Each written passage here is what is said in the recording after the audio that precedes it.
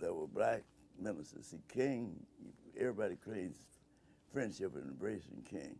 No. One of the few churches he could go to was Progressive Baptist Church. That where the rest of them. It was very much like Paul Robeson. Paul Robeson couldn't hold anything at his brother's church in New York.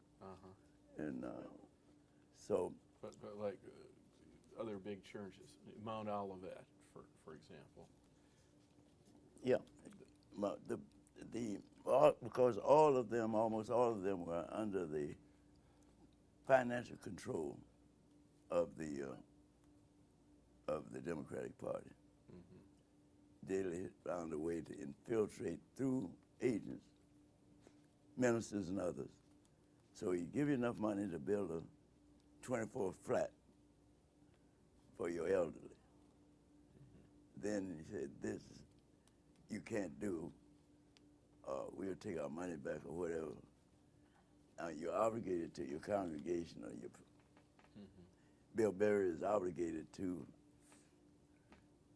the business interests that are supporting the Urban League. I'm not obligated to anything but myself and the principles on which I had made my vow when I was coming back. So did Dr. King's letter convince you when you read that letter? No, I was proud of the fact that he, for unfair and selfish reasons, was going to come to Chicago because New York and Cleveland had rejected him. He was trying to save Adam Clayton Powell and Johnson. Of course, both of them are in very serious trouble at this time. Dr. King was a very principled person, but some places he had to be somewhat practical, like after the March on Washington, and the Mississippi Democratic Party was opposed to Johnson, and he had to side with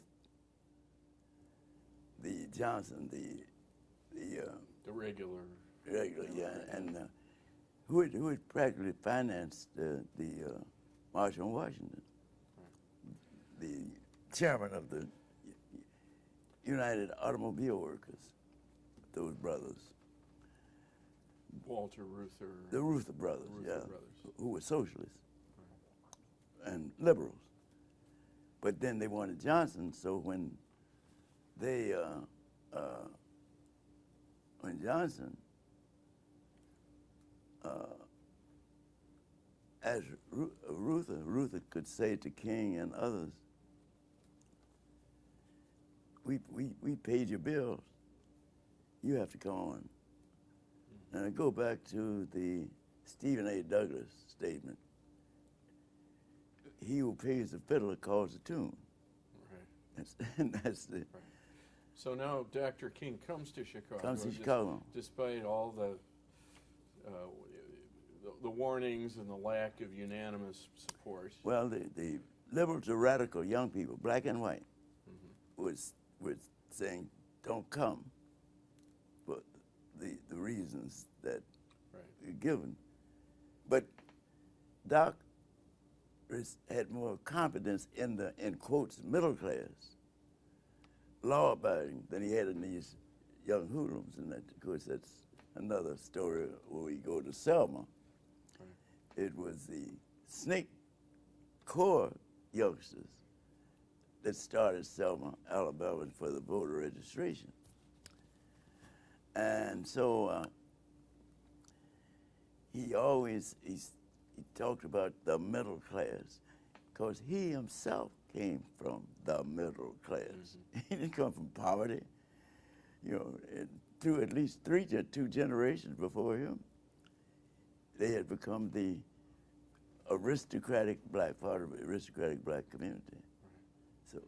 So Dr. King is in Chicago now, and did you meet with him when he was in town?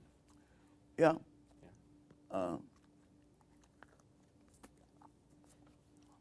by this time, he was again obligated more.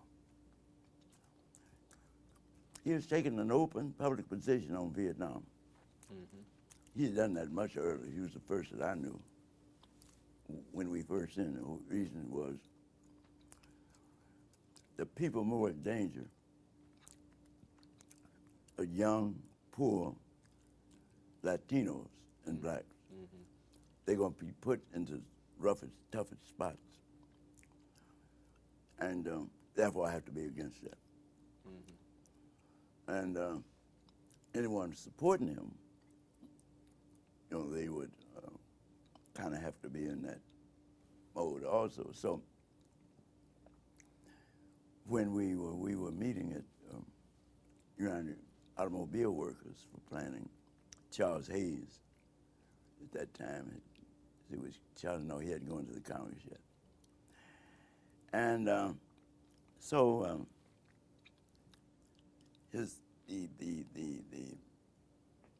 the combination of labor and middle-class whites who are now financing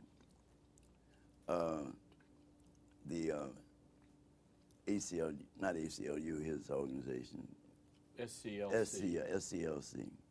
Pardon me again. No, it's- They are saying to him that being in Chicago was very, very crucial. But those of us who felt that it was dangerous for him, we were warning him. The combination of the black middle class, right. trapped black middle class, and other forces who want his attention. Now, were you present at any time when he was marching and he actually was in danger? Mm-hmm. I was there the day I had taken my whippings, beatings in the South. It's a combination of forces again. I taken, and when he was struck, Eddie White car had been burned, Reverend Eddie White, Mm-hmm. labor and women's movement. When he was struck and knocked, see who was pulling him up. I'm trying to think of the guy who picked him up.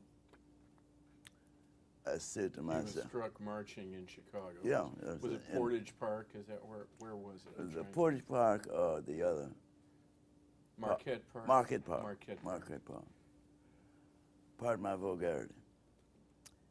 When he knocked him down, I said to myself, if one of them motherfuckers hit me, the peace movement is over. Mm-hmm. Chicago, I couldn't take that. In Montgomery, a place like that, I couldn't take it. Because I'd had too many good fights with the whites here in Chicago.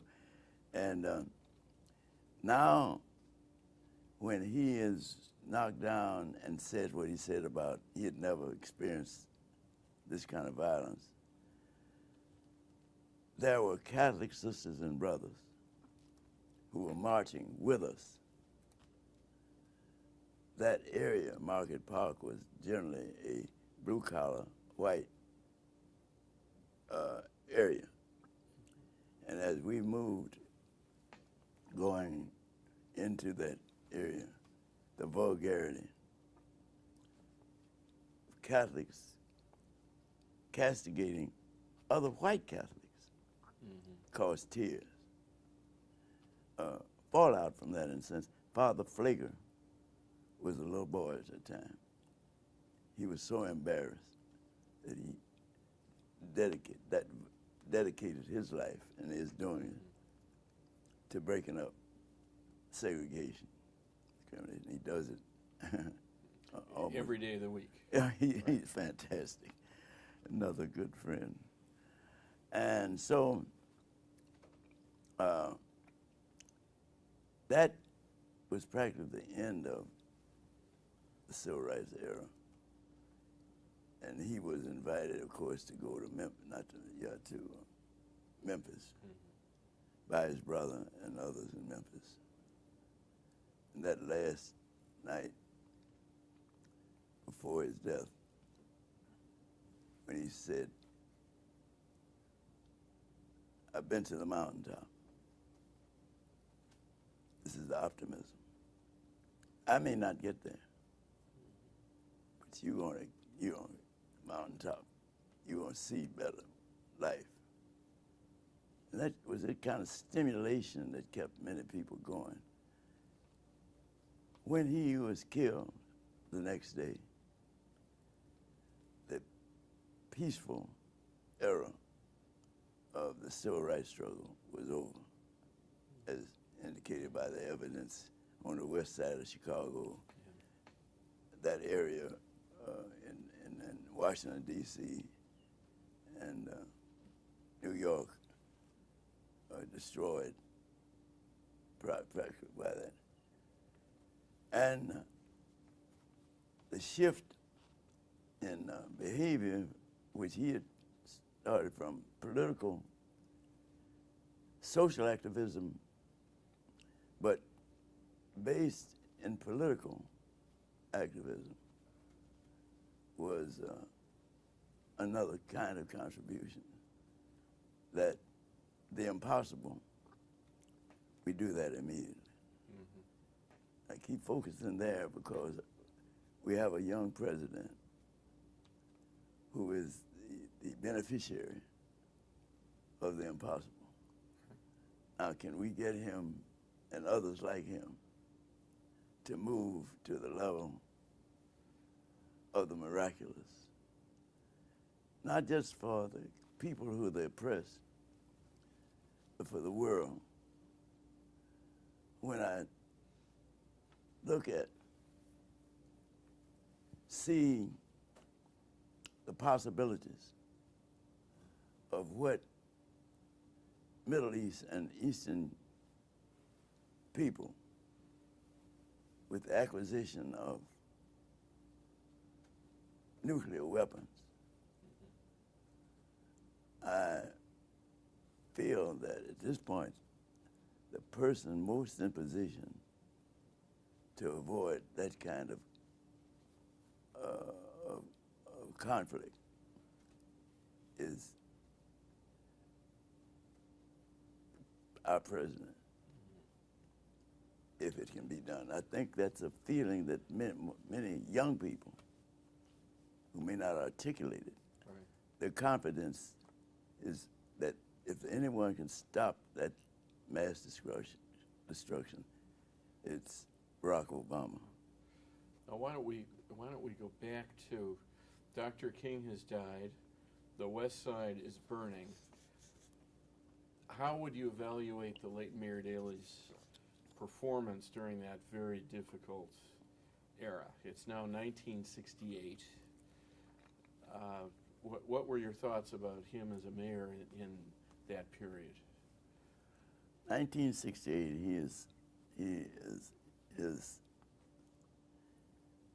not only his physical strength, but his political strength is waning. Mm-hmm. He's beginning to see the black vote, particularly, which had been responsible for his election in 1955, beginning to be reduced or shifting